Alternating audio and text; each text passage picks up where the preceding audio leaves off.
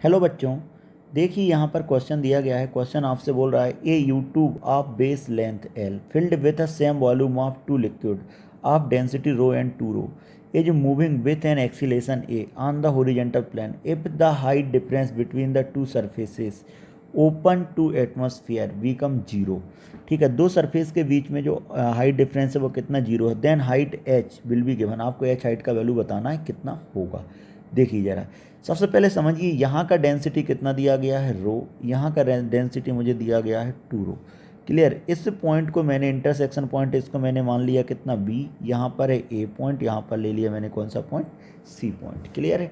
अब देखो, अब मुझे पता है कि यहाँ पर मैं क्या काम करता हूँ, प्रेशर को बैलेंस करता हूँ। ठीक है, सेम हॉरिजॉन्टल लेवल पे। ये मेरे पास बेसिक कंसेप्ट होता है। तो मैं क्या लिख सकता हूँ, फ्रॉम द राइट लिम्ब।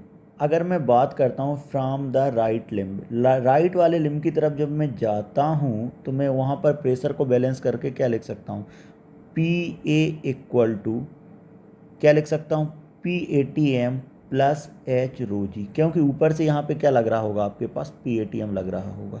ठीक है, तो अगर मैंने राइट लिम्ब में ए लिख दिया, ठीक है, अगर मैं बात करता हूँ यहाँ पे आगे, तो मैं पी वी पे बात करूँ, किस पे बात कर रहा हूँ मैं, पी वी पे। तो जैसे ही मैं पी पे बात करूंगा तो पी पे जैसे मैंने बात किया तो मैं क्या लिख सकता हूं,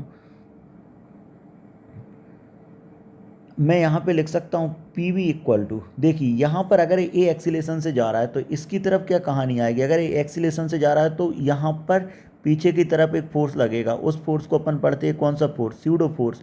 अब स्यूडो फोर्स पढ़ते हैं तो ये पीछे की तरफ आने की कोशिश करेगा। तो मैं क्या लिख सकता हूँ, पी बी, बी वाले पॉइंट पे बात कर रहा हूँ मैं, यहाँ पे बी वाले पॉइंट पे।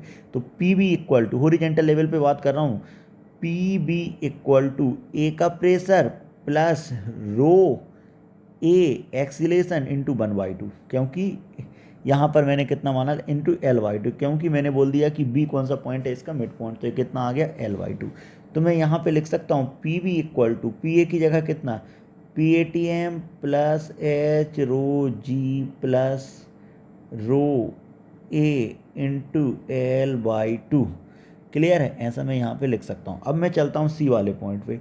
जब मैं सी वाले पॉइंट पे प्रेशर निकालूंगा तो क्या लिखूंगा, बी पॉइंट का प्रेशर प्लस डेंसिटी कितना, two rho into A into L by two. क्योंकि यहाँ पे जो फ्लूइड है, फ्लूइड क्या कर रहा है, एक्सीलेट कर रहा है।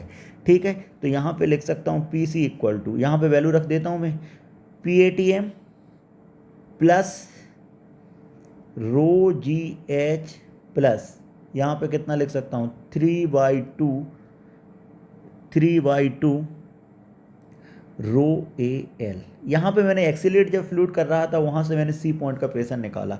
अब सी पॉइंट का प्रेशर मैं एक हाइट के कारण भी निकाल लेता हूँ, जो कितना आ गया, P A T M plus H two rho into कितना, जी।